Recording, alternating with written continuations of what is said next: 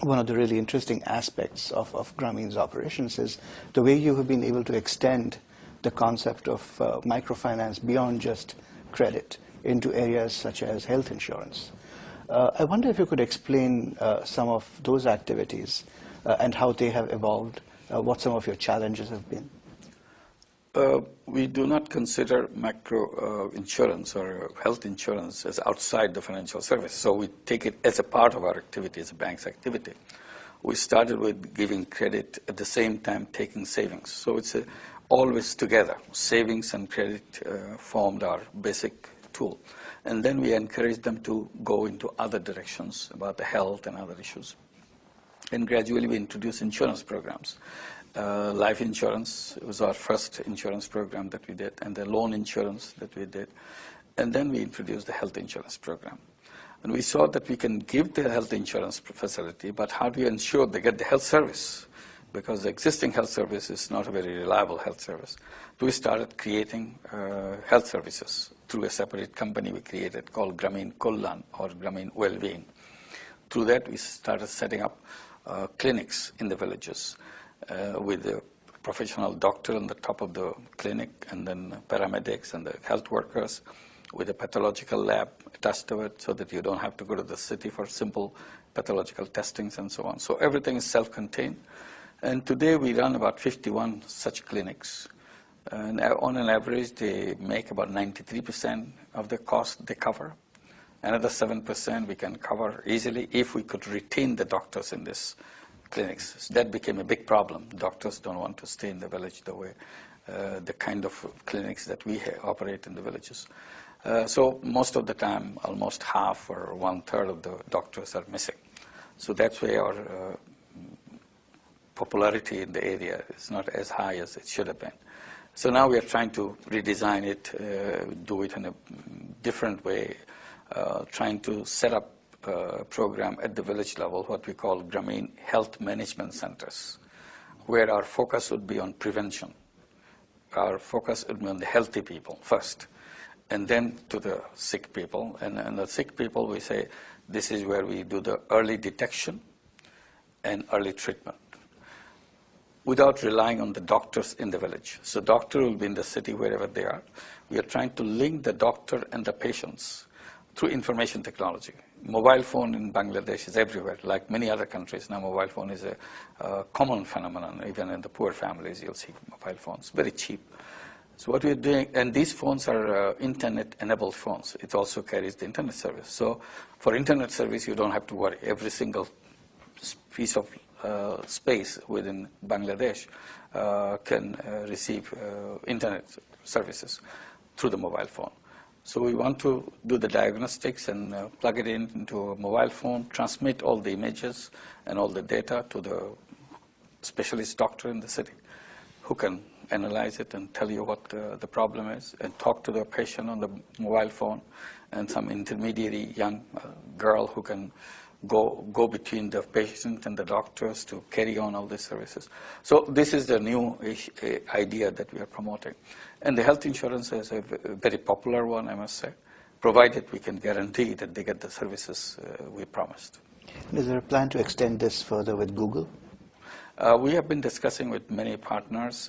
Already we have created a social business with Intel Corporation. It's called Grameen Intel Company in Bangladesh. And through that company, we are bringing mobile phone services in the villages with the healthcare software included into it. There are initial one that we are doing with that is a series of questions that we place before the pregnant mothers. And the questions are designed in such a way by evaluating the answers.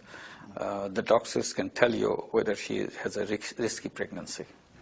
Say, immediately you have a first choice that we have screened off one risky pregnancy. Then you can concentrate on that one. And gradually we'll be moving into ultrasound, bring the ultrasound in the family, in the house, to do the image of the baby inside the womb and transmit it to the doctor. And the doctor can confirm it that yes, she has a problem. And we can zoom into that particular patient and so on. So we'll be discussing with other companies like Google. I'll be in this trip I'll be meeting the Google people to talk about it. One of the ideas that I'll be discussing with them is to how to capture all the patient data simultaneously as we meet the people, talk to people. All this comes in a way that you can put in a central server through Google, and you have a global patient data available. And you can analyze them, you can find out the incidence of each disease, how the treatment is working, which treatment is working, how they are improving, and so on.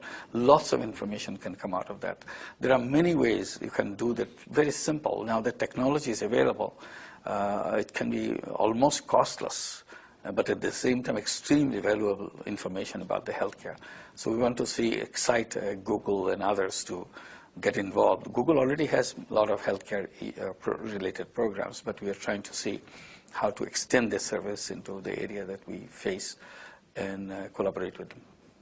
By basing your model on getting funds from the borrowers, rather than getting, say, investment money from international investors, does that give you enough money to make as many loans, offer as many services as you could, or do you think that outside money actually could play a role, as long as it doesn't dilute the primary focus, which is social good and not making money?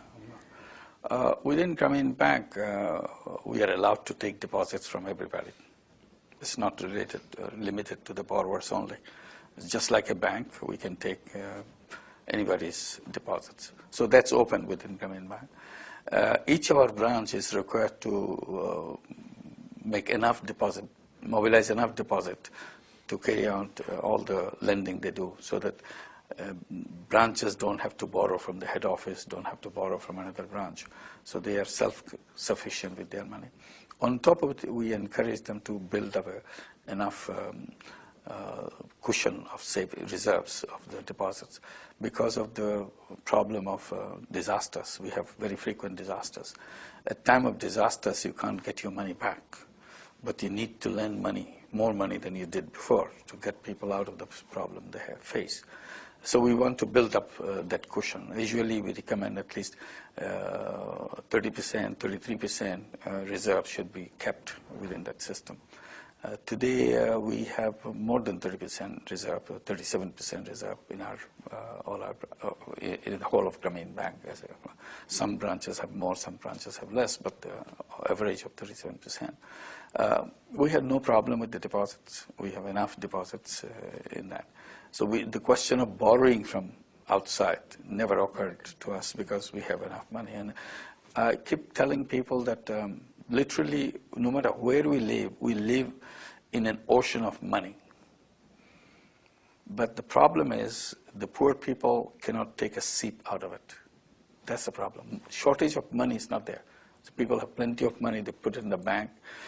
People are very happy the branch came near their home, because villages don't have branches of banks. Banks are all concentrated in the cities. So if they have to put the money in the bank, they have to go to the city and the town where the banks exist, bank branches exist. So Grameen Bank works in the villages, so it's a very convenient place. People withdraw their money from the cities, put it there near home because it's handy, they can go anywhere, anytime they want, can pick up the money. So we have enough of that money, and we do not see any reason that it will ever dry out. Having said that, what is the amount of deposit coming from the borrower themselves? We lend out over $100 million a month through Grameen Bank today. Out of that money, nearly half of that money comes from the borrower's own deposits. So it's quite a substantial amount of money the borrowers put in. And that money keeps growing because everybody's putting additional deposits every week. So that keeps growing and growing. So they have their own savings account. At the same time, other people can put in money there. Sometimes we see that maybe in certain branches we have too much money, that whether we should keep that level of deposit without expanding the business. We encourage them to expand the business rather than build up too much deposits.